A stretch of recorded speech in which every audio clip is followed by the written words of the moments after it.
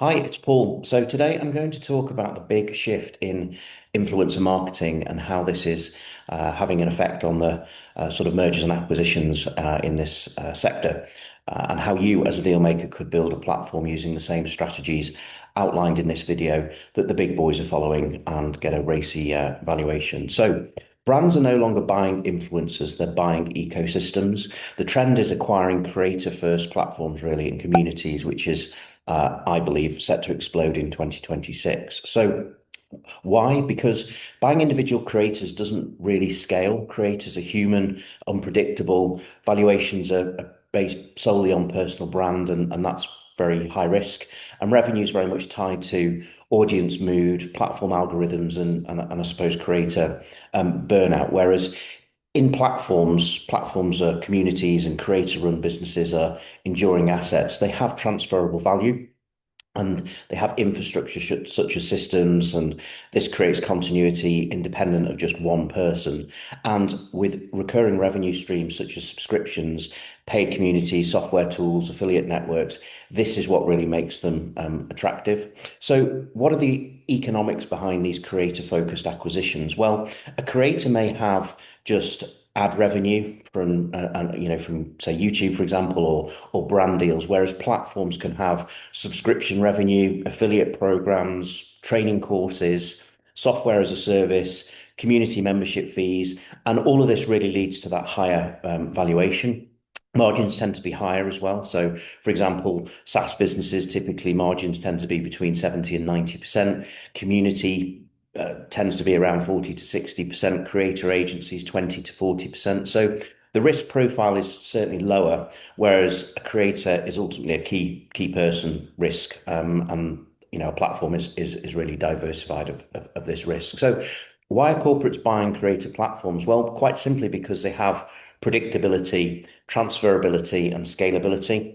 With subscriber-based communities and SaaS tools that all produce a stable monthly recurring revenue, this is what makes them attractive. I think as well in due diligence, you have stronger due diligence in platforms because they've ultimately got financials, they've got customer data, they've got traffic metrics, whereas creators don't have a balance sheet, don't have assets, don't have systems, and no guarantee really of future output. So I think the other thing to say as well is that platforms integrate very well into corporate ecosystems. You can easily plug in marketing, product distribution, and all of those things lead to higher post-acquisition ROI. And you can cross-sell new product lines, monetize data, in insights, and obviously expand on partnerships. So let's have a look at some examples. Well, Amazon acquired Twitch, not buying streamers, but buying the platform.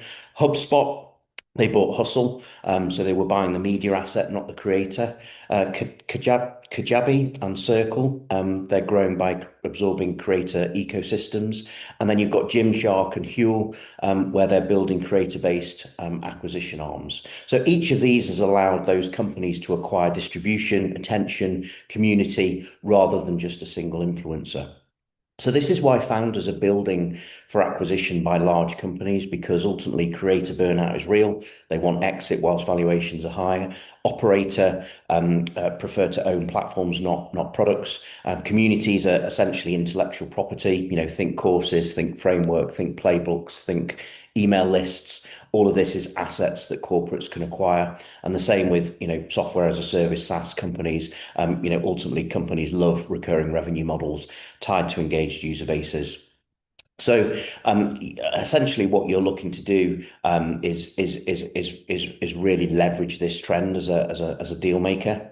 So how can you buy creator ecosystems at 3 to 6 times profit, roll up these communities into one network, so you've got instant scale. If you add SaaS tools via acquisition, this can also increase the valuation. And you can look at monetizing the audience better with maybe higher ticket services like consulting, education, events, membership. So, essentially what you're looking to build if you're going to go and sort of take advantage of this trend is a flywheel.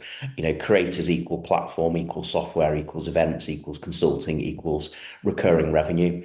And, there are creative deal structures happening in this space, such as revenue shares, earn-outs for creators, partial acquisitions plus advisory income, equity swaps maybe for value add like distribution, or mergers between creators to build bigger communities. If we have a look at an example, for those of you that know me well, I'm a bit of an airline geek. I like to travel. I love to travel around the world. And there is an influencer creator in this airline space where he essentially flies around the world reviewing airlines for his YouTube channel. He's got something like over 1 million subscribers. Now, it started for him almost 10 years ago, where he essentially just started as an influencer and made money really as it grew from brand deals and sponsorships, as well as the sort of YouTube revenue. But, if you look at how he's now developed this into a platform, so it's not just an influencer business, he now consults for airlines. He's paid 5 and 6 figures to help brands improve. He has a community of airline geeks that he can upsell training and programs in, for example, like how to use frequent flyer programs to get cheap flights. And he's currently developing a software to enable people to be able to do that. So for me, the future is very much in building platforms and acquiring assets to make that platform. There are some really racy valuations for finished platforms, and there's a lot of M&A activity in this space. So if you're interested to build a platform like this, you can join our free Dealmaker community to connect with me directly, as well as other dealmakers around the world. We have a community of hundreds of dealmakers based all over the world. The link for that is in the description below. And if you've liked this video, give it a thumbs up and don't forget to subscribe so you can be notified when the next video comes out. For now, happy deal making.